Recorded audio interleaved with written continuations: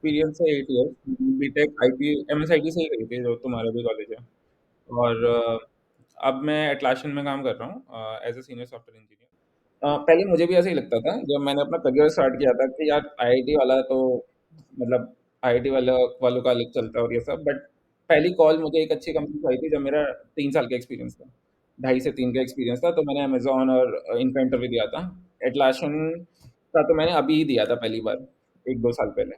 But Amazon वगैरह का मैंने तभी दे दिया था। तो कॉल आने लगती हैं। जो गैप रह जाता है वो बस यही है कि यार तुमने अभी उतनी लर्निंग हुई नहीं है। देखिए आपने स्टार्टअप भी देखा है, आपने एमएनसी में भी काम किया है। एक ट्रेजेक्ट्री आप बताना चाहेंगे कि कहाँ से स्टार्ट होती है? अगर हम डिज्नी हॉटस्टार की पहले बात करें कि एज अ फ्रेशर अगर वो डिज्नी हॉटस्टार हायर कर रहा है इंडिया में सॉफ्टवेयर इंजीनियर को, उसकी स्टार्टिंग सैलरी रेंज क्या होती है? और डाउन द 10 ईयर्स लाइन अगर हम देखें, क्या एक रेंज अगर है? फिर एटलेशन की आप मतलब बता दीजिए। 15 से 20 के बीच में रहता होगा इंक्लूडिंग एवरीथिंग। फिर वो जब उसका होता होगा 5 से 6 साल एक्सपीरियंस, तो हॉटस्टार काफ़ी अच्छा पे करती है। मोर और लेस मेरे हिसाब से वो बेस की अगर मैं बात करूँ तो वो 40 से 50 के बीच में पे करती है बेस। उसके ऊपर स्टॉक्स और वो वेरिएबल वगैरह अलग है। हेलो गाइस, कैसे हैं आप सभी लोग? तो स्वागत है आप सभी का एक और जबरदस्त एपिसोड में द कॉर्पोरेट स्टोरीज। और आज हमारे साथ एक ऐसे गेस्ट हैं जो इंजीनियरिंग डोमेन में काफी एक अच्छी कंपनी में अभी काम कर रहे हैं और उनको काफी अच्छा खासा एक्सपीरियंस है, 5 साल से ज्यादा का इस इंडस्ट्री में। तो आज हम उनसे जानेंगे कि कैसे आप लोग बीइंग एन इंजीनियर एक अच्छे पैकेज पे जा सकते हो, एक अच्छी कंपनी में जॉब क्रैक कर सकते हो, और कैसे आप अपने करियर को एक बेटर टू बेटर ग्रोथ तक ले जा सकते हो। तो ज़्यादा वेलकम है हमारे चैनल के ऊपर, और आप टाइम निकाल के चैनल के ऊपर आए, सबसे पहले तो थैंक यू सो मच। तो सुमित भैया, मैं सबसे पहले चाहूंगा कि आप अपनी जो आप हमारी ऑडियंस है उसे थोड़ा सा अपने इंट्रोडक्शन और एजुकेशनल बैकग्राउंड के बारे में स्टार्ट कीजिए, उसके बाद हम धीरे धीरे करके आगे जानेंगे चीज़ों के बारे में। तो अब टू। थैंक्स यार वैसे इनवाइट करने के लिए मुझे। मेरा टोटल एक्सपीरियंस है 8 ईयर्स। बीटेक आईटी एमएसआईटी से ही रही थी जो तुम्हारा भी कॉलेज है। और अब मैं एटलासियन में काम कर रहा हूँ as a senior software engineer. उससे पहले मैं डिज्नी में था एज ए स्टाफ सॉफ्टवेयर। और उससे पहले मैं गाना डॉट कॉम एंड लिप्सिस लिमिटेड, मतलब मेरी कॉलेज प्लेसमेंट लिप्सिस में हुई थी। तो यही मेरी ट्रेजेक्टरी रही है मोर लेस। शुरू के मेरे हिसाब से ढाई मतलब शुरू के 4-5 साल में वो डेवलपमेंट वाले फेज़ में रहा था। उसके बाद आग पिछले 2-3 साल से वो थोड़ा सा एक चेंज आता है रोल में कि तुम्हें हल्की फुल्की लीडरशिप एक्टिविटीज़ भी मिलने लग जाती हैं। तो डिज्नी हॉटस्टार से मैंने वो देखा था। और अब एटलासियन में मोर और लेस उसी सॉर्ट का सिमिलर काम है। ओके, तो भैया सबसे पहले तो मतलब मुझे ये थोड़ा सा एक्साइट आज ज़्यादा हो रहा है क्योंकि आप भी उसी कॉलेज से हो जिस कॉलेज से मैं पास आउट हुआ हूँ। और हम देखते हैं कि जनरली एक आईपी कॉलेज का जो स्टूडेंट होता है वो जनरली यही सोचता है कि मैं भी टीसीएस इन्फोसिस जैसी कंपनी से स्टार्ट करूंगा और ज़्यादा से ज़्यादा कहाँ तक ही पहुंच जाऊंगा। लेकिन जब एक हम देखते हैं कि एक आईपीयू का स्टूडेंट, जैसे अभी मैंने एक बीच में पॉडकास्ट लिया था, वो बीपीआईटी कॉलेज से थे और वो अभी कनाडा में काम कर रहे थे। तो ऐसी मतलब खुशी होती है कि एक टायर 3 कॉलेज से निकला हुआ स्टूडेंट जब एक अच्छी कंपनी में पहुंच जाता है। तो आज के पॉडकास्ट से ही मैं चाहता हूँ कि आपसे जितने ज़्यादा हमारे स्टूडेंट्स हो सकते हैं सीखें। तो इसके लिए मैं आप थोड़ा सा पूछना चाहता हूँ कि जैसे आपने सूरजमल से पास आउट किया है, तो क्या स्टार्टिंग आपने ऑन कैंपस से जॉब पकड़ी थी या फिर ऑफ कैंपस से स्टार्ट किया था? और वहां से लेके अभी तक का मतलब आपका कैसा रहा है कि आपने लाइक एक अंदर से खुद से सीखने की आपकी चाह आई, या वो एक जर्नी के दौरान आपसे हो गया है कि मुझे स्विच करना है? वो थोड़ा सा आप बताइए। हाँ, तो मतलब कैंपस सॉरी प्लेसमेंट तो मेरी ऑन कैंपस ही थी हम्म। लिप्सिस में। और उसके बाद मतलब यार लर्निंग का तो था थोड़ा-सा कि मतलब ऐसा मैं नहीं कहूँगा कि शुरू से ही मेरा पाथ मेरे को बहुत क्लियर था कि मैं यही 2 चीज़ें पढ़ूँगा, इन चीज़ों पे फ़ोकस रहेगा। वो थोड़ा-सा रहता है कि शुरू में लगता है कि मैं एआई का सबको लगता है कॉलेज में कि एआई पढ़ लेते हैं, मशीन लर्निंग सीख लेते हैं, तो थोड़ा-सा उस टाइम पे वैसा था। फिर धीरे-धीरे, धीरे-धीरे जैसे पाथ क्लियर होता है, जैसे-जैसे तुम कंपनी स्विच करते हो या अनेक अगली कंपनी में जाते हो, अलग-अलग लोगों से मिलते हो, तो तुम्हारा पाथ धीरे-धीरे क्लियर होने लगता है कि हाँ, ठीक है यार, ये वाला पार्ट भी थोड़ा इंटरेस्टिंग लग रहा है। तो उसको रीड आउट उसको पढ़ लेते हैं। या फिर लेट्स से कभी-कभी टारगेट लर्निंग के नहीं होते, कभी-कभी टारगेट होता है कि मेरे को एक स्पेसिफिक कंपनी ही क्लियर करनी है कि मुझे एक मल्टी एमएनसी में काम करना है। तो उसके लिए तुम प्रिपेयर करते हो, तो उसके लिए तुम्हें पता पता चलता है धीरे-धीरे कि हाँ, मेरे को ये पर्टिकुलर चीज़ पे फ़ोकस करना ज़्यादा ज़रूरी है। तो मतलब लर्निंग मतलब मेरे हिसाब से एक कोर चीज़ है। अगर ड्राइव नहीं है सीखने की, तो ग्रो करना थोड़ा मुश्किल है। ओके। सो भैया अब थोड़ा-सा मैं आपके करंट जो आप काम कर रहे हो, वर्क रोल जो आपका करंट में है अभी कंपनी में एटलैसियन में, उसके बारे में थोड़ा-सा जानना चाहूँगा कि एग्ज़ैक्ट जैसे आपने बताया कि थोड़ा-सा चेंज होता है टाइम के साथ। आपने एज़ अ एसडी स्टार्ट किया था और अभी आप एक अलग पोज़ीशन पे हो, तो मैं उसके बारे में जानना चाहूँगा, थोड़ा-सा आप वो एलैबोरेट करें ऑडियंस के लिए। हाँ, हाँ, तो देखो अभी मेरा काम कैसा है कि मैं मेरे पास एक रहती है स्ट्रीम। फॉर एग्जांपल अभी हमारी टीम होगी 40 लोगों की। एक सीनियर मैनेजर है, मतलब एटलासियन तो थोड़ा ज़्यादा ही फ्लैट हायरार्की में बिलीव करता है। तो हमारी टीम का स्ट्रक्चर कुछ ऐसा है कि एक सीनियर मैनेजर, एक प्रिंसिपल इंजीनियर है और 3-4 सीनियर सॉफ्टवेयर है। हर सीनियर सॉफ्टवेयर के पास अपनी स्ट्रीम रहती है। उसको क्या करना होता है, लेट्स से अभी तुम्हारा क्वार्टर या कहीं हर किसी कंपनी में क्वार्टरली प्लान चलते हैं, किसी में 6 मंथ्स के प्लान चलते हैं। तो एटलासियन में क्वार्टरली प्लान चलते हैं। तो क्वार्टरली में क्वार्टर के स्टार्ट में क्या होता है कि हमें बताने होते हैं, मैं बताता हूँ कि यार ये आइटम्स हैं जो मुझे लगता है कि हमें करने चाहिए, या ये आइटम्स हैं जिनके लिए हमने पिछले क्वार्टर में कमिट किया था और इस क्वार्टर में हमें ये करने चाहिए। उसके लिए मैं एक प्लान बनाता हूँ, मैं बताता हूँ कि इतना डेव एफर्ट लगेगा इसके लिए, और बफर वगैरह डाल के एक कैलकुलेशन के हिसाब से। उसके बाद मुझे मिलते हैं उसके लिए डेस्क, SD1, SD2, और कभी-कभी जो न्यू जॉइन सीनियर सॉफ्टवेयर हैं, ठीक है। तो उनको लेके मैं उन प्रोजेक्ट को डिलीवर करता हूँ ओवर द क्वार्टर। अब लेट्स से ऐसे एक प्लान में होते हैं मोर और लेस 3 से 4 प्रोजेक्ट होते हैं, ठीक है। तो अब मेरा काम है कि हर 3 से 4 प्रोजेक्ट का डिटेल प्लान बनाना, और और वीकली लीडरशिप को अपडेट करना कि ये ये हमारी प्रोग्रेस है। लीडरशिप कौन हो गया, हेड ऑफ इंजीनियरिंग और सीनियर मैनेजर, इनको अपडेट करना। अब इसमें आएगा कि हर कुछ काम में टेक्निकलिटी भी होगी, कुछ काम में ऐसा होगा, कुछ रिसर्च चाहिए होगी, या डिसीजंस लेने होंगे। तो उसके लिए मेरा काम है कि या तो मैं, अगर कॉम्प्लिकेटेड डिसीजंस हैं बिल्कुल ही, तो मैं एक ये, हम उसे RFC कहते हैं, अलग जगह अलग कंपनी में अलग अलग नाम है, डिज़ाइन डॉक्यूमेंट कह सकते हो, ठीक है। तो एक डिज़ाइन डॉक्यूमेंट मैं बनाऊँ और उसको थ्रू आउट द टीम और एक सेंट्रल लेवल पे अप्रूव कराऊँ और फिर उसे एग्जीक्यूट कराऊँ। अगर बहुत ज़्यादा कॉम्प्लिकेटेड डिसीजन नहीं है, तो मैं अपने SD1, SD2 जो मेरे साथ वर्क कर रहे हैं उनको चांस दूँ कि वो भी एक डिसीजन ड्राइव करें और उसी प्रोसेस से लेके जाएं और उसे इम्प्लीमेंट करें। तो और मेरा एंड गोल रहेगा, at the end of the quarter, कि ये जो टास्क है मैं इन्हें कर लूँ, और साथ साथ में एक प्लान और बना लूँ कि अगले क्वार्टर के लिए, कि हो सकता है कि इस बार भी कुछ आइटम रह गए हों, और इस बार भी हमने लर्निंग में देखा हो कि कुछ और आइटम्स हैं जो हम करेंगे तो प्रोडक्ट बेटर हो जाएगा। तो ये टेक्निकल साइड पे है। एटलासियन में मतलब प्रोडक्ट साइड से भी काम आता है, तो हो सकता है तुम्हारे पास वो भी हो, लेकिन हर मतलब sort of product based company है। तो जब कुछ नई चीज़ तुम्हें बनानी होती है, तो उसमें तुम कभी कभी डिसीजन लेते हो कि यार अभी डिलीवरी ले लेते हैं, और इसकी जो टेक्निकलिटी है, बेसिकली इंप्रूवमेंट है, वो अगले क्वार्टर में ले लेंगे। तो हम डिलीवरी लेते करते हैं, और उसकी जो टेक्निकलिटी है, बेसिकली उसकी जो परफॉर्मेंस इंप्रूवमेंट वगैरह, उनको नोट करके अगले क्वार्टर के लिए प्लान करते हैं। तो यही काम है मेरा। ओके, तो अगर देखा जाए थोड़ा-सा तो आपका एक मैनेजरियल रोल टाइप हो गया क्योंकि आप हाँ, SD1 एंड SD2 हाँ। को भी अपने साथ एक कोलैबोरेट करके एक काम के लिए पूरा एक प्रोसेस डिफाइन कर रहे हो।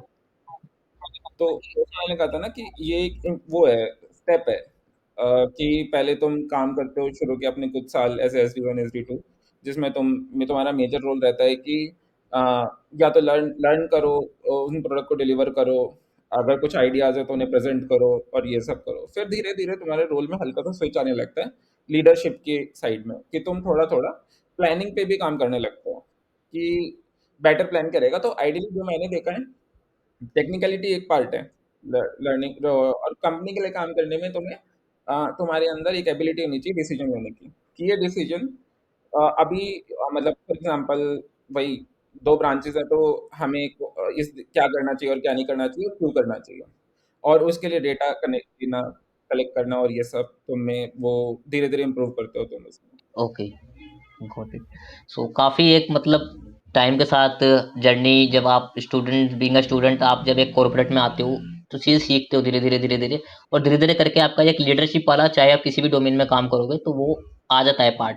फिर उसमें ये नहीं रहता है कि आप लोग सोचते हो कि आपको कोडिंग ही करनी है, लेकिन टाइम के साथ बहुत सारी चीज़ें होती हैं जो आप कॉर्पोरेट में कर रहे होते हो।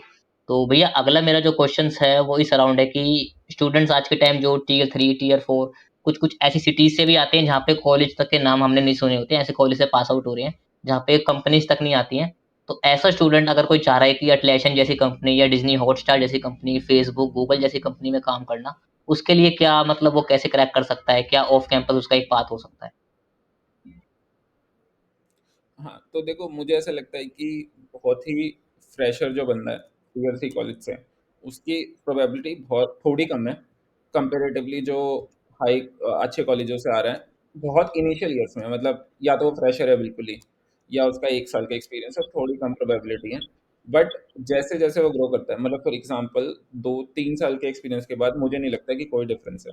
एक उस ब कॉलेज का एक्चुअली जो डिफरेंस रह जाएगा वो इसका रह जाएगा कि उसने अपने एंड पे लर्न कितना किया है। फॉर एग्जांपल वो डेटा स्ट्रक्चर में कितना अच्छा है या डिज़ाइंस में कितना अच्छा है। इन चीज़ों पे ज़्यादा डिपेंड करेगा। इनिशियल लेवल पे मुझे ऐसा लगता है कि जो भी कंपनी में जा रहे हो, जिस भी कंपनी में जा रहे हो उसमें कोशिश करो कि सिस्टम को समझने की। ज़रूरी नहीं है कि तुम कोई चेंज ड्राइव करो। फॉर एग्जांपल मैं एक बहुत सही एग्जांपल है कि जैसे मान लो तुम गूगल में चले जाते हो, गूगल सर्च टीम जॉइन करते हो। ऐसा ज़रूरी नहीं है कि तुम बहुत ज़्यादा चीज़ें वहाँ पे चेंज कर दोगे। ठीक है, और कुछ ऐसे रिवॉल्यूशनरी आइडिया आ जाएगा। बहुत रेयर है, मतलब बहुत रेयर ऑफ रेयर्स है कि बहुत रिवॉल्यूशनरी आइडिया होगा। तो होगा क्या कि बेटर क्या है कि तुम वहाँ जाओ, वहाँ के करंट सिस्टम को समझो, वहाँ पे समझो कि ये ऐसा क्यों कर रखा है। अगर मैं इसके अलावा कुछ और करता तो क्या वो चलता, या उसमें क्या प्रॉज एंड कॉन्स होते हैं उसके, और ये सब उससे क्या होगा कि तुम्हारी एक जनरल नॉलेज बढ़ेगी सिस्टम को लेके। इससे और जनरली जो तुम्हारी जनरल इंटरव्यू की चीज़ें हैं, जैसे लीड कोड करते रहो थोड़ा-थोड़ा, और ये डेटा स्ट्रक्चर वगैरह इम्प्रूव करेंगे तो होगा क्या कि मेरे हिसाब से 1-2 साल के बाद जब तुम्हारे एक रेलेवेंट एक्सपीरियंस है, तुम्हारी डेटा स्ट्रक्चर की नॉलेज भी अच्छी है, तुम्हारी डिज़ाइन की नॉलेज भी ठीक-ठाक है। 2 साल पे उतनी ज़्यादा चाहिए नहीं होती है, अगर ठीक-ठाक है। तो विद रेफरेंस लिंक्डइन रेफरेंस पे भी बहुत ज़्यादा चलता है। अब तो एचआर भी रीच आउट कर लेते हैं, एचआर भी उतना नहीं करते कि हम आईआईटी से ही लेंगे, हम एनआईटी से ही लेंगे। तो तुम्हें एक चांस ज़रूर मिल जाएगा। जैसे अगर मैं बताऊँ तो जब मेरा पहले मुझे भी ऐसा ही लगता था जब मैंने अपना करियर स्टार्ट किया था कि यार आईआईटी वाला तो मतलब आईआईटी वालों का अलग चलता है और ये सब, बट पहली कॉल मुझे एक अच्छी कंपनी से आई थी जब मेरा 3 साल का एक्सपीरियंस था। ढाई से 3 का एक्सपीरियंस था, तो मैंने अमेज़न और इनका इंटरव्यू दिया था। एटलासियन का तो मैंने अभी ही दिया था पहली बार, 1-2 साल पहले। बट अमेज़न वगैरह का मैंने तभी दे दिया था, तो कॉल आने लगती हैं। जो गैप रह जाता है वो बस यही है कि यार तुमने अभी उतनी लर्निंग हुई नहीं है। अगर वो हो जाएगी तो हो जाएगा, कुछ है नहीं उसमें। तो लाइक जैसे आपने बताया अमेज़न का आपको कॉल आने लग गए थे थर्ड ईयर के बाद, तो एक आपको आइडिया लग गया होगा कि जैसे अभी आप बड़ी कंपनी से निकले हो, आपने स्विच किए हैं कि एग्ज़ैक्टली क्या स्किल्स एक वो देखते हैं बड़ी-बड़ी कंपनीज़ ताकि वो आपको रीच आउट कर सके naukri.com पे, लिंक्डइन के ऊपर। कुछ ऐसी स्किल्स पर्टिकुलर कुछ ऐसे प्रोजेक्ट्स? मुझे ये नहीं लगता कि प्रोजेक्ट से उतना कुछ फ़र्क पड़ता है 2-3 साल के एक्सपीरियंस में। मुझे ऐसा लगता है कि जनरली रिज्यूमे बिल्डिंग एक स्किल है। थोड़ा बहुत रेफरेंस का चलता है कि तुम रेफरेंस लगा लो अगर कॉल नहीं आ रही है तो। थोड़ा बहुत नेटवर्क में रहो। और एक बहुत इंपॉर्टेंट चीज़ है जो मैंने देखी है, ओपन सोर्स कंट्रीब्यूशन। अगर तुम्हारा ओपन सोर्स कंट्रीब्यूशन है, फॉर एग्जांपल मैं बहुत अच्छा एग्जांपल, जैसे तुम ओपन सर्च एक प्रोजेक्ट था जो अमेज़न ने चलाया था, उसमें ओपन सोर्स कंट्रीब्यूट कर रहे हो, या अलग-अलग प्रोजेक्ट चलते हैं, उनमें ओपन सोर्स अगर कंट्रीब्यूट करोगे, तो बहुत अच्छा चांस है कि तुम सिर्फ मैच नहीं करोगे आईटी के स्टूडेंट्स को, तुम ओवरटेक कर जाओगे। क्योंकि मतलब ओपन सोर्स कंट्रीब्यूशन जो लोग करते हैं, वो एक इम्पोर्टेंट फैक्टर है मेरे हिसाब से, एक रिज्यूमे में देखने के लिए। और इसके अलावा हाँ, इसके अलावा बस मुझे ऐसा लगता है कि तुम रेगुलरली अप्लाई करोगे, कॉल आ जाती है यार, कॉल का ऐसा कुछ है नहीं कि कॉल नहीं करती कंपनीज़। मैंने ऐसा नहीं देखा है अपने एक्सपीरियंस में कि कंपनी कॉल ही नहीं करती। लोअर टायर मतलब थर्ड टायर के कॉलेजेस को और इन सब को। बट वो थोड़ा ऐसा है कि अब तो ऐसा है कि अब तुम देखोगे कि अब तो वो जो एक टाइम था ना 16-17 का, जब कंपनीज़ आईआईटी के लोगों को प्रेफ़र करती थी, वो अब है नहीं।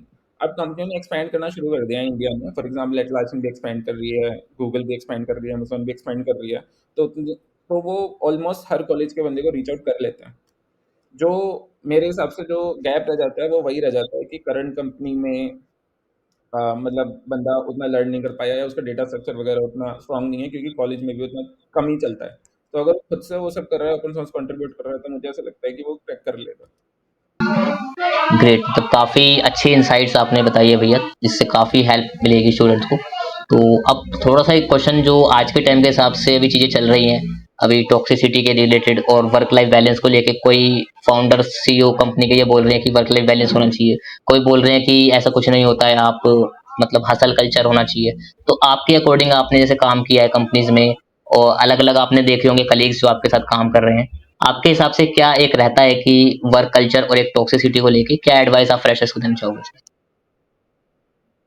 ये मेरे हिसाब से तो रहना चाहिए वर्क लाइफ बैलेंस उतना। मेरे हिसाब से जो चीज़ है कि तुम इफेक्टिवली जो काम करने के आवर्स हैं वो भी सही रहते हैं दिन में। मेरे हिसाब से तुम 6 घंटे से ज़्यादा तुम फोकस से काम नहीं कर सकते ऑफिस का। तुम्हें ब्रेक भी चाहिए होते हैं। तुम्हें थोड़ा सा मतलब ये मतलब बिल्कुल वैसा काम नहीं है कि तुम्हें दिमाग ही ना लगाना पड़े कुछ में। तो मेरे हिसाब से एक बैलेंस होना ज़रूरी है। मैं बिल्कुल किसी की बात से एग्री नहीं करता कि बंदा 11-12 या 20 घंटे काम कर ले दिन में, वो मतलब मेरे हिसाब से तो पॉसिबल नहीं है। और मुझे ऐसा लगता है कि ये जो भी बाहर चलता हो मीडिया वगैरह में, इंटरनली कंपनीज़ भी यही ड्राइव करती हैं कि बंदे के वर्किंग आवर्स ऑलमोस्ट फिक्स रहते हैं। मैनेजर्स भी इतना मतलब कुछ मैनेजर्स को छोड़ के एक्सेप्शन छोड़ दे रहा हूँ मैं यहाँ पे कि वो 5-10% मैनेजर्स और वो सब।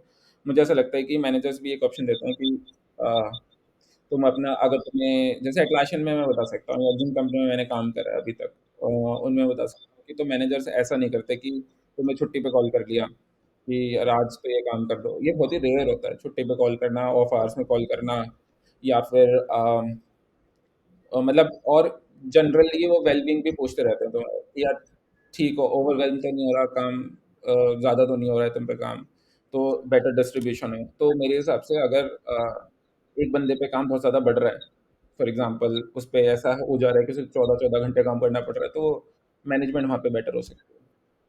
मतलब या तो लीडरशिप से या वो भी अपना कर सकता है, बता सकता है कि यार कि मतलब मेरे पास थोड़ा काम ज़्यादा हो गया है, बेटर डिस्ट्रीब्यूट कर लेते हैं। अब वो अपनी प्रायोरिटी जैसे मैं एग्ज़ाम्पल देता हूँ, बहुत सही एग्ज़ाम्पल है। मान लो मेरे पे 5 काम हैं और मेरे पे प्रायोरिटी पे पाँचों काम हैं और मुझे लगता है कि ये नहीं हो सकता। एक एक डेडलाइन होगी ना तुम्हारे पास कि ये तो 2 महीने में 5 काम करना है, मुझे लग रहा है नहीं हो सकता, तो मैं प्रोएक्टिवली बता दूँ बस कि यार ये 5 काम तो नहीं हो पाएँगे, तो इसमें प्रायोरिटी बता दो कि कौन-सा काम है, तो मैं जो लीस्ट प्रायोरिटी का है तो उसे मैं स्ट्रेच गोल रख लेता हूँ, हो पाएगा तो ठीक है, नहीं तो उसे छोड़ देंगे। तो ये अगर तुम प्रोएक्टिवली कम्युनिकेट कर पा रहे हो, तो मुझे लगता है मोर और लेस हो जाता है। कहाँ पे नहीं हो पाता है ना, जब तुम रियलाइज़ नहीं कर पाते कि यार ये तुम ट्राई करते हो कि पाँचों हो जाए और तुम्हें लास्ट मोमेंट पे जाके रियलाइज़ होता है कि यार ये काम तो हो नहीं पाएगा। तब तुम्हें स्ट्रेच करके वो करना पड़ता है। अगर तुम प्रोएक्टिवली कम्युनिकेट कर दोगे तो मैंने देखा है एमएनसीज़ में वो फॉलो करते हैं कि अगर तुम पहले बता दो, तो वो उस हिसाब से कम्युनिकेट करके तुम्हारे काम को उतना कर देते हैं कि तुम ओवरवेल्म ना हो काम से। ओके, तो आपके ओवरऑल एक्सपीरियंस से मतलब आपने ये चीज़ देखी है। तो इससे एक थोड़ा-सा जो आज के टाइम मिथ बना हुआ है, आज के टाइम एक हाइप बनी हुई है कि हर जगह ही मतलब टॉक्सिसिटी है, ऐसा नहीं है, बहुत कम परसेंटेज है जो एक फाल मार्केट में जो फैला हुआ है हाइप। तो मेरा भैया नहीं, नेक हुँ, नहीं, मैंने इस करी है। मतलब अगर मैं बताऊँ तो जब मेरा एक मतलब जब मैं गाना से हॉटस्टार जा रहा था तो मेरे मेरे को भी अपना वर्क मैनेज करने में इशू होता था कि मतलब एक वो होता है ना कि यार ये बता देना कि ये वाला काम है, ये हो नहीं पाएगा या मैं अपना काम मैनेज कर सकूँ, इसमें इसको इम्प्रूव करना ये एक पार्ट है कि तुम इम्प्रूव करके कम्युनिकेट कर सको। अगर तुम ये कर सकते हो तो मोर और लेस काफ़ी प्रॉब्लम सॉल्व हो जाएँगी। वो जो प्रॉब्लम्स हैं, जो तुम या जो हम मीडिया में देखते हैं या हम देखते हैं डेली न्यूज़ में कि मैनेजर पुश कर रहा है या एक रीसेंट वो भी आया था कि कार क्रैश वाला कि कि सिर्फ डेथ ही एक रीज़न हो सकता है कि बंदा लेट हो जाए और सॉर्ट ऑफ उससे मैं बिल्कुल अलाइन नहीं करता। मतलब वो एक वो है मतलब आउट ऑफ अ, मैं कहूँगा बाउंड्री चीज़ है कि उसके लिए मैं यही कहूँगा कि अगर तुम्हें नहीं लग रहा है कल्चर अच्छा, तो ट्राई बहुत कंपनीज़ है जो कल्चर को अच्छे से फ़ॉलो करती है। Got it.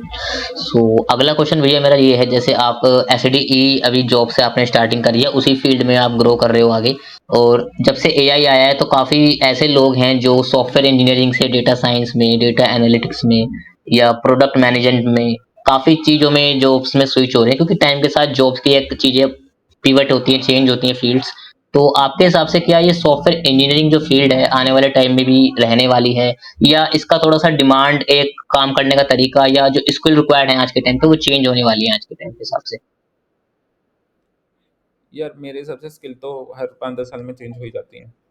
अ, और सॉफ्टवेयर इंजीनियरिंग के लिए अगर तुम फ्रंट एंड का देखो तो फ्रंट एंड तो बहुत जल्दी-जल्दी चेंज होता है, कि हर 2-3 साल में एक नया टेक आ जाता है, तुम्हें वो लर्न करना है और उस पे वर्क करना है। बैकएंड का भी ऐसा ही है, कुछ नए टेक्स आ जाएँगे, जैसे फॉर एग्ज़ाम्पल आज से तुम अगर सा 8-10 साल पहले की बात करो तो एडब्ल्यूएस तो उतना लोग थे ही नहीं, लेकिन अब आज के दिन पे एडब्ल्यूएस एक मैंडेटरी सी चीज़ है, कि ऑलमोस्ट हर कंपनी जाना चाहती है उस पे। तो अ, मतलब मेरे हिसाब से टेक तो चेंज होता रहता है, ठीक है? वो बंदे का काम वही है कि वो टेक में टेक अपना जो जैसे चेंज हो रहा है उस हिसाब से शिफ्ट कर जाए टेक में।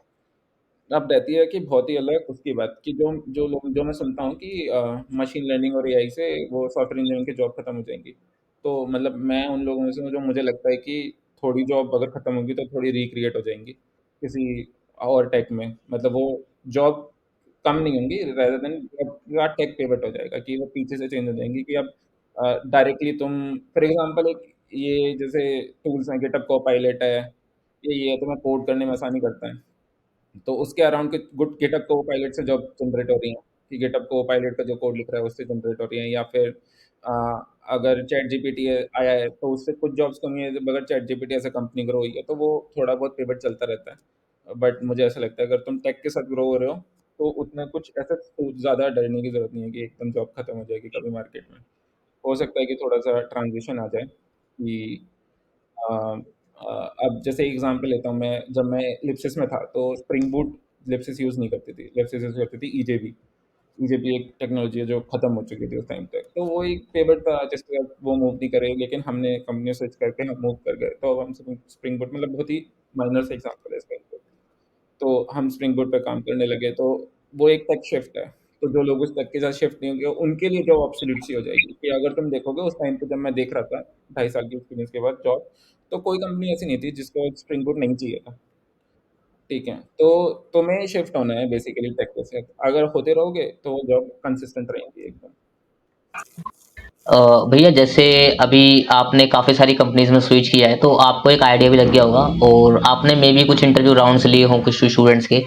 तो जैसे आपने देखा है कि एक इक्सिको जैसी कंपनी है या लिप्सिस जैसी कंपनी है, वहाँ पे इंटरव्यू राउंड्स कैसे होते हैं, और अभी जैसे आप अटलैसियन में हो, डिज्नी हॉटस्टार से आए हो, तो वहाँ पे इंटरव्यू राउंड्स कैसे होते हैं? तो आप थोड़ा सा वो एलोबरेट कर सकते हो कि एक राउंड के हिसाब से कि लाइक कैसा एक रहता है इंटरव्यू प्रोसेस, ताकि स्टूडेंट उस हिसाब से प्रिपेयर कर पाए अपने आप को। हाँ, यार मतलब जो स्टार्टअप्स हैं, फॉर एग्ज़ाम्पल लिप्सिस और अ, गाना जैसे था, तो वहाँ पे थोड़े से अनप्रेडिक्टेबल राउंड होते हैं। मतलब फॉर एग्ज़ाम्पल वो प्योरली इंटरव्यूअर डिपेंडेंट है कि वो क्या पूछ लेगा, ठीक है? और सेम डिज़ाइन में मतलब पहले तो इंटरव्यू का एक बेसिक स्ट्रक्चर है, जो मैं बता देता हूँ। एक तो हमारे डीएस राउंड होते हैं।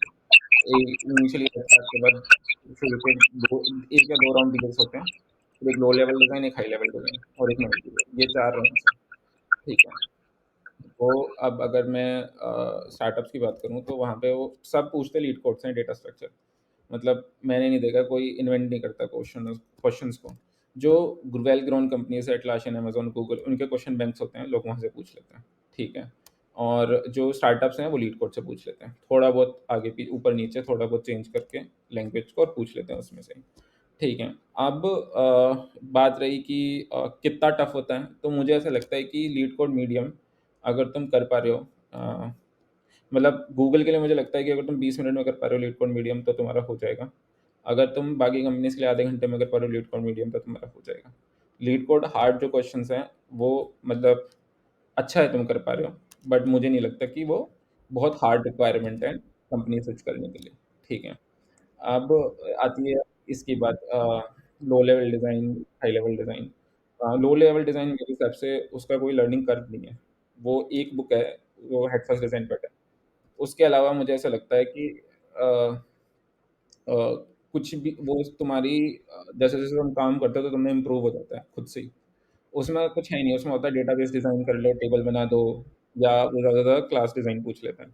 वो तुम इम्प्रूव करते हो काम करते-करते ही। उसका कोई लर्निंग कर्व नहीं है एज़ सच, एक बुक के अलावा। जो मैंने देखी है वो बहुत काफ़ी इफ़ेक्टिव है, अगर तुम बिल्कुल ही स्टार्ट कर रहे हो तो हेड फर्स्ट डिज़ाइन पैटर्न अगर मैं सही बोल रहा हूँ नाम, तो हेड फर्स्ट डिज़ाइन पैटर्न वो बुक है, तो तुम्हें रीड करनी ही करनी चाहिए। एचएलडी पे आएँ तो एचएलडी एक ऐसी चीज़ है जो मुझे लगता है कि जिसके लिए एक बेस की ज़रूरत है, कुछ भी उसमें आगे बढ़ने के लिए। तो उसके कुछ हैं चीज़ें, जैसे गिटहब पे सिस्टम डिज़ाइन प्राइमर है, फिर एक बुक है डीडीआई है, डिज़ाइन डेटा इंटेंसिव एप्लीकेशन। फिर उसमें ये 1-2 बेस बना के अपना फिर तुम जा सकते हो, क्वेश्चन देख सकते हो। मतलब एक बहुत सारे रिसोर्सेज हैं उसके कि 10-15 क्वेश्चन हैं जो बहुत ज़्यादा बार पूछे गए हैं, तो उसको डिटेल में जाके पढ़ सकते हो कि हाँ ये ऐसे ऐसे होता है। फिर जनरल, यार जनरल उसमें है डिस्कशन डिज़ाइन के राउंड्स में, किसी भी कंपनी में वो एक डिस्कशन राउंड है, वो एक सॉल्यूशन राउंड है नहीं। मतलब जो मुझे लगता है कि लोग उसे बहुत गलत तरीके से लेते हैं, उसमें तुम्हें इंटरव्यूअर से डिस्कस करना है कि ये प्रॉब्लम, जैसे आप एग्जांपल कुछ भी ले लो ना, जैसे एक प्रॉब्लम है, मैं तुमसे डिस्कस कर रहा हूँ, तो जनरल डिस्कशन की तरह लोगे तो वो एकदम स्मूथ जाएगा तुम्हारा। कभी कभी ऐसा भी होता है कि डिजाइन राउंड में, मतलब मैंने जो लिया पर्सनली वो ऐसे लिया कि अगर बंदा सही डायरेक्शन में जा रहा है तो हम उसे हिंट भी कर देते हैं कि यार इस डायरेक्शन में चले जाओ, तो बता दो। मोर और लेस उसमें क्या है कि हम देखते क्या है कि जिस टेक पे बंदे ने काम किया उस टेक की उसे नॉलेज होनी चाहिए। ऐसा नहीं होना चाहिए कि जैसे तुमने डायनामोडीबी पे काम किया तो तुम्हें इंटरनली नहीं पता डायनामोडीबी के, तुमने माईएसक्यूएल पे किया तो तुम्हें ये नहीं पता कि इंडेक्सिंग कैसे होती है। तो जनरल कुछ चीज़ों, बेसिक चीज़ों के अलावा कि उसे इंटरनल्स पता है थोड़े बहुत, और उसे ये, अब ये बात होती है कि डिज़ाइन पे बंदा फोकस नहीं करता जब तक बंदे का 4-5 साल का एक्सपीरियंस नहीं होता। 5 साल के एक्सपीरियंस के बाद हम हाई लेवल डिज़ाइन पे फोकस करना शुरू करते हैं। 5 साल के बाद जब तुम इंटरव्यू दोगे तो वो थोड़ा-सा डेटा स्ट्रक्चर पे से कम हो जाएगा, हल्का-सा, और हल्का-थोड़ा है एचएलडी तुम्हारा थोड़ा-सा वो हो जाएगा, क्या नाम है, थोड़ा हल्का-हल्का डिफ़िकल्ट होने लगेगा। जैसे धीरे-धीरे वो तुमसे स्केल पूछने लगेंगे कि यार स्केल कैसे करना है इसको। फिर धीरे-धीरे तुमसे पूछने लगेंगे कि अ, अलग-अलग रीजन से, फॉर एग्ज़ाम्पल एक क्वेश्चन होता है वो कि गेम डिज़ाइन करना है तुम्हें, और फिर मल्टी रीजन से तुम कनेक्ट कैसे करोगे, ये ऐसे कैसे करोगे। एक वो चलता है कि क्या नाम है, बुक माई शो का तो काफ़ी ही, मतलब काफ़ी ही घिसा हुआ क्वेश्चन है कि लोग पूछते ही पूछते हैं कि मोर और लेस मैंने हर कंपनी में देखा है, एक बार पूछ लेते हैं बुक माई शो डिज़ाइन कर दूँ। तो धीरे-धीरे वो थोड़ा इम्प्रूव होने लगता है। फिर अभी मैंने रिसेंटली अपने करियर में देखा है थोड़ा बिग डेटा पे भी आने लगा है कि जैसे मैंने तो काम किया नहीं है, तो पूछ लेते हैं लोग इंटरव्यू में कि जैसे एक क्वेश्चन है, मेरे को ध्यान अगर आए तो, कि जैसे फेसबुक फ्रेंड्स का होता है कि तुम पे दुनिया का डेटा है, तो तुम मतलब 1000 टेराबाइट्स का डेटा तुम पे, तुम्हें फेसबुक फ्रेंड्स, वो फ्रेंड सजेशन नेटवर्क बनाना है। तो वो एक बिग डेटा का क्वेश्चन है। तुम्हें वो स्ट्रीमिंग आर्किटेक्चर में प्रोड्यूस, ये स्प्लंक, सॉरी स्प्लंक कह रहा हूँ, स्पार्क और ये सब तुम्हें थोड़ा बहुत आइडिया होना चाहिए। तो उस डायरेक्शन में चला जाता है। फिर अगर 8 साल के बाद वो थोड़ा वो भी हो जाता है कि मल्टीपल टाइप के डेटाबेसेस भी हैं। अब तुम यहाँ से उठ जाते हो जो तुम्हें आता है। जैसे अगर मैं कहूँ कि लास्ट टाइम जब मैंने कोई इंटरव्यू दिया था तो उसमें मेरे से पूछा था उन्होंने कि time series strong consistent system बना दो, जो गूगल स्पैनर होता है मोस्टली। ठीक है, तो इस टाइप के क्वेश्चन आने लगते हैं, और फिर मतलब अभी मेरे को पता नहीं, मतलब अगर आगे एक्सपीरियंस में और थोड़ा सा शिफ्ट ले, बट 5 से 8 में थोड़ा एचएलडी फोकस हो जाता है, 5 से पहले वो थोड़ा डेटा स्ट्रक्चर एलडी फोकस रहता है। एलडी के लिए एक ही बुक है, वो पढ़ने के लिए कुछ है नहीं उसमें। तो काफ़ी ज़्यादा आपने थोड़ा-सा डीप में समझाया है, और जो स्टूडेंट्स मतलब थोड़ा बहुत टेक जानते हैं, थोड़ा इनकी नॉलेज है, उनको ये चीज़ें क्लियर समझ आ रही होंगी। और जो अभी सेकंड ईयर में या फर्स्ट ईयर में है, जब आप लोग थर्ड ईयर में आओगे, सब्जेक्ट्स पढ़ोगे, थोड़ा-सा एक्सप्लोर करोगे, तब आप ये अगर पॉडकास्ट देखोगे तो आपको समझ आएगा कि एग्ज़ैक्टली क्या चीज़ पे हम अभी डिस्कस कर रहे हैं यहाँ पे। तो भैया अगला मेरा इसी से रिलेटेड एक क्वेश्चन आता है कि जैसे जो अटलैशन जैसी कंपनी है और ये बड़ी-बड़ी जो कंपनीज़ होती हैं गूगल, फेसबुक जैसी, क्या ये इंटर्नशिप्स को ज़्यादा प्रेफ़र करती है अगर वो एक फ्रेशर को हायर करना चाह रही हैं, या फिर ये वो देखते हैं कि इसने रियल टाइम प्रोजेक्ट्स पे कितना काम करा है? तो इन दोनों में से क्या एक चीज़ को प्रेफ़रेंस देनी चाहिए? यार इंटर्नशिप मेरे हिसाब से थोड़ा थोड़ा ज़्यादा अच्छा है करने के लिए। वो मैं क्यों कहूँगा? क्योंकि प्रोजेक्ट में क्या होता है, तुम करते हो, मतलब ओपन सोर्स कंट्रीब्यूशन को हटा दो, प्रोजेक्ट तुम करते हो अपने साथ के लोगों के साथ, एक मेंटर के साथ, मोर और लेस ऐसा ही स्ट्रक्चर रहता है प्रोजेक्ट का। तो उसमें तुम खुद से एक्सप्लोर करके सीखते हो। इंटर्नशिप में क्या होता है कि तुम टच में रहते हो उन डेवलपर्स या उन इंजीनियर्स के साथ जिनको एक अच्छा खासा एक्सपीरियंस है, वो तुम्हें एक पाथ भी दिखाते हैं। तो मोर और लेस मुझे ऐसा लगता है जिन लोगों ने इंटर्नशिप करी है एक कंपनी से, तो उनको उनकी नॉलेज ढाई 3 महीने में ज़्यादा इंक्रीज़ होती है रेदर देन वो जो खुद से एक्सप्लोर करके कर रहे हैं प्रोजेक्ट। तो मुझे ऐसा लगता है कि कंपनीज़ भी जितनी भी कंपनीज़ हैं इंटर्नशिप को थोड़ा ज़्यादा प्रेफ़र करती हैं प्रोजेक्ट से। और उसमें मतलब मैं अगर किसी का इंटरव्यू लूँगा, तो प्रोजेक्ट से ज़्यादा मैं उसकी इंटर्नशिप में भी इंटरेस्टेड होऊँगा कि मैं जानना चाहूँगा कि उसने क्या सीखा इंटर्नशिप में। प्रोजेक्ट्स में मुझे ऐसा लगता है कि बहुत ही वो बंदा रिस्ट्रिक्ट हो जाता है एक उस पे प्रोजेक्ट पे कि उसी के अराउंड उसने पढ़ा होता है। और लेट्स से कि एक बहुत अच्छा एग्जांपल है कि अगर लेट्स से कि वो एक टेक्नोलॉजी से पता ही नहीं है, जो तो वो कभी उसके बारे में एक्सप्लोर भी नहीं करेगा अपने प्रोजेक्ट में, रेदर देन उसको कोई हिंट ना करे, उसका कोई अच्छा मेंटर ना हो, जो जनरली इंटर्नशिप में मिल जाता है। तो मुझे ऐसा लगता है कि अगर कोई फ्रेशर है बिल्कुल ही उसे अपना अगर उस पे टाइम है, तो वो इंटर्नशिप पे ज़्यादा फ़ोकस करे रेदर देन वो प्रोजेक्ट करे। ओके, ठीक है। तो जनरली स्टूडेंट्स को इंटर्नशिप पे ही फ़ोकस करना चाहिए, ये अल्टीमेटली भैया का कहना है। क्योंकि इंटर्नशिप में आप और टीम के साथ भी कनेक्ट होते हो, तो आपको एक कोलैबोरेटिव अप्रोच से कैसे उस चीज़ों को सॉल्व करना होता है, वो ज़्यादा बेटर तरीके से समझ आती है। तो भैया अब थोड़ा-सा हम फाइनेंस की भी बात कर लेते हैं, क्योंकि अल्टीमेटली हम सब काम कर रहे हैं और हर किसी को भी चाहिए होता है कि फाइनेंशियली भी वो अपनी लाइफ में ग्रो करे। तो आपने जैसे हर कंपनी देखी है, आपने स्टार्टअप भी देखा है, आपने एमएनसी में भी काम किया है। एक ट्रैजेक्टरी आप बताना चाहेंगे कि कहाँ से स्टार्ट होती है? अगर हम डिज्नी हॉटस्टार की पहले बात करें कि एज़ अ फ्रेशर अगर वो डिज्नी हॉटस्टार हायर कर रहा है इंडिया में सॉफ्टवेयर इंजीनियर को, उसकी स्टार्टिंग सैलरी रेंज क्या होती है? और डाउन द 10 इयर्स लाइन अगर हम देखें, क्या एक रेंज अगर है? फिर एटलेशन की आप मतलब बता दीजिए। यार फ्रेशर का तो मुझे नहीं पता है, मैं तुम्हें बताऊँ सही बात, लेकिन मुझे ऐसा लगता है मेरे एक्सपेक्टेशन के हिसाब से वो 20 लाख के अराउंड रहता होगा उसका सीटीसी फ्रेशर का। ठीक है, हॉट साल में। और फिर 20 या 15 से 20 के बीच में रहता होगा इंक्लूडिंग एवरीथिंग। फिर वो जब उसका होता होगा 5 से 6 साल एक्सपीरियंस, तो हॉटस्टार काफ़ी अच्छा पे करती है। मोर और लेस मेरे हिसाब से वो बेस की अगर मैं बात करूँ तो वो 40 से 50 के बीच में पे करती है बेस। उसके ऊपर स्टॉक्स और वो वेरिएबल वगैरह अलग हैं। और अगर मैं एटलासियन की बात करूँ तो एटलासियन का फ्रेशर पे, यार फ्रेशर पे अगेन वही 20 का ही लगता है मुझे। मेरे को उतना आइडिया नहीं है फ्रेशर का, बट हाँ, एटलासियन थोड़ा ज़्यादा अच्छा पे करती है। और एटलासियन का थोड़ा ऐसा चलता है कि उनका भी ऐसा है कि जो 4 साल 5 साल पे वो देने लग जाते हैं,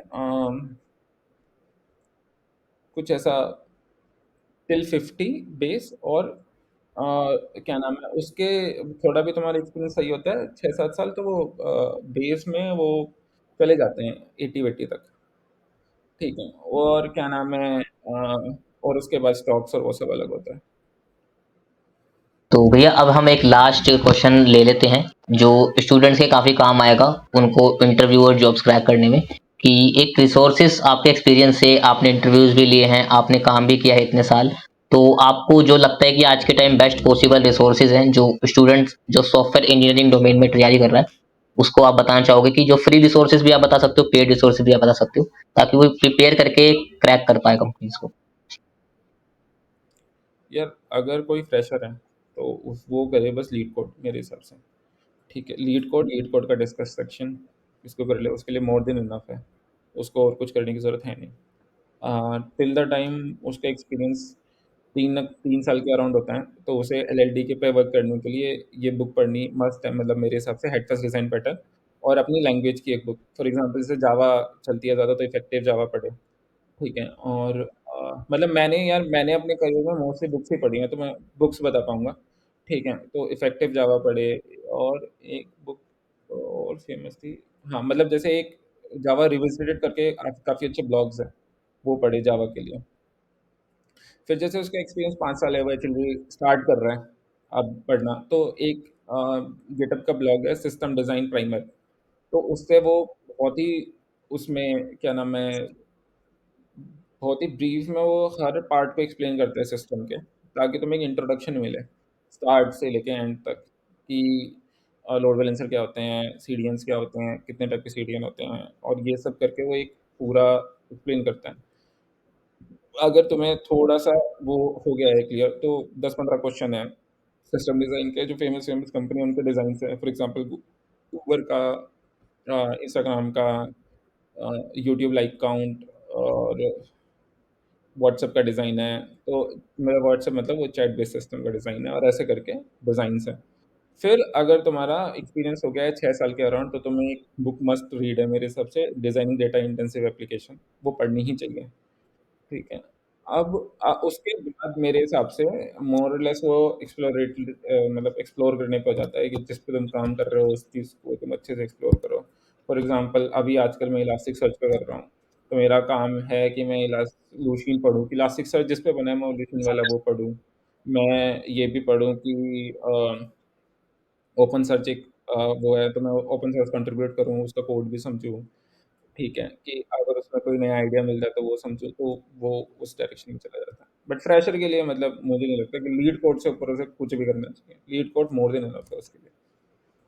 तो काफ़ी ज़्यादा मज़ा आया भैया आपके साथ ये चीज़ें डिस्कस करके और स्टूडेंट्स को बहुत ज़्यादा हेल्प मिली होगी आज के इस पॉडकास्ट से। ऑलमोस्ट हाफ एन आवर हमने डिस्कस किया है चीज़ों को। तो जाते-जाते आप कुछ एडवाइस ऐसी जो आपको लगता है कि मिस हो गई हो हमसे या कुछ ऐसी चीज़ जो आप फ्रेशर्स को या कॉलेज स्टूडेंट्स को बताना चाहोगे, जिससे वो अपने करियर को एक बेटर वे में ले जा सकें? हाँ, कॉलेज स्टूडेंट को मतलब मेरे हिसाब से यार, जो मैंने देखा है कि लोग उतना मतलब ज़्यादा पैनिक कर जाते हैं कि अच्छी कंपनी नहीं मिल रही है, ये सब नहीं है। तो मेरे मेरे हिसाब से मेरी एडवाइस यही है कि अपनी लर्निंग रखो कंटिन्यू। 2-3 साल के एक्सपीरियंस के बाद सब फील्ड में ऑलमोस्ट बराबर है। उन मोर और लेस तुम्हें हर अपॉर्च्युनिटी मिलेगी हर कंपनी में जाने की, अब्रॉड जाने की, या इंडिया में रहने की, या ऑलमोस्ट तुम्हें इंडस्ट्री का बेस्ट इनकम कमाने की तुम्हें हर अपॉर्च्युनिटी मिलेगी। तो अगर तुम अपनी लर्निंग कंटिन्यूअस रखते हो तो, लेकिन अगर तुम अपनी लर्निंग स्टॉप कर देते हो, हाँ, तो मैं बता रहा था कि अगर तुम लर्निंग छोड़ देते हो, फॉर एग्ज़ाम्पल मैंने कई डेवलपर्स को देखा है जो एक बार जॉब लेते हैं और इसके बाद उस जॉब में कंटिन्यूअस नहीं पढ़ते, फिर सोचते हैं स्विच करते हुए पढ़ते हैं। तो वो मेरे को लगता है कि वो एक सही वे नहीं है। कंटिन्यूअस लर्निंग रखो तो हमेशा इम्प्रूव और वो करते रहोगे स्किल। ओके। ग्रेट भैया, so again thank you so much आप आए इनवाइट पे और आपने इतनी अच्छी वैल्यूएबल इनसाइट्स दिए और जो भी आपने बुक्स वगैरह बताई हैं, जो भी भैया ने चीज़ें बताई हैं, वो सब लिंक्स जो है डिस्क्रिप्शन में आपको मिल जाएंगे, वहाँ से जाके आप रेफर कर सकते हो। और अगर आप चैनल पर फर्स्ट टाइम आए हो तो मेक श्योर आप चैनल को सब्सक्राइब करो, बिकॉज ऐसे पॉडकास्ट और भी आएंगे। मैं कोशिश यही करता हूँ कि हर एक इंडस्ट्री से मैं अच्छे एक्सपीरियंस वर्किंग प्रोफेशनल्स को लाऊं, ताकि आप लोग सीख पाओ, आप लोगों को ये पता लग पाए कि सिर्फ एक ही इंडस्ट्री नहीं है जहाँ पे आप जॉब कर सकते हो। अलग अलग इंडस्ट्रीज हैं, अलग अलग फील्ड्स हैं, अलग अलग जॉब्स हैं जहाँ पे आप ग्रो कर सकते हो अपने करियर को और देख सकते हो कि आपके इंटरेस्ट के हिसाब से, आपके पैशन के हिसाब से कौन सी फील्ड है जहाँ पे आपको एक किक लग रही है, जहाँ पे आप जा सकते हो और ग्रो कर सकते हो। तो चैनल को सब्सक्राइब जरूर से करना और भैया ने इतनी इंसाइटफुल चीजें बताई हैं उसके लिए एक लाइक तो जरूर से बनता है। और कमेंट्स में जरूर से बताना गाइस कौन सी कंपनीज है जिसको आप टारगेट कर रहे हो, कौन सा ऐसा रोल है जिसको आप टारगेट कर रहे हो, और ये भी बता सकते और आप ये भी बता सकते हो कि ऐसे कौन किन कंपनीज के एम्प्लॉयज को आप चाहते हो कि मैं पॉडकास्ट के ऊपर लाऊं और किस आप जॉब प्रोफाइल्स को चाहते हो कि मैं उनके बारे में डिस्कस करूं पॉडकास्ट में। तो इसी के साथ दोस्तों आप बाकी की चीजें जो हैं आई कार्ड पे चेकआउट कर सकते हो, पुराने वीडियोस, पुराने पॉडकास्ट। और इसी के साथ एक मैंने वीडियो भी बनाई थी कि आप जॉब कैसे क्रैक कर सकते हो ऑफ कैंपस, जो मेरे पर्सनल एक्सपीरियंस से मैंने चीजें सीखी हैं, जो मैंने खुद स्ट्रगल्स किए हैं, वो सब मैंने उस एक वीडियो में बताया। तो वो भी आपकी काफी हेल्प करेगी, एंड स्क्रीन और आई कार्ड पे मिल जाएगी। तो इसी के साथ दोस्तों मिलते हैं अगली वीडियो में, जब तक के लिए stay smart, take care of yourself, good bye.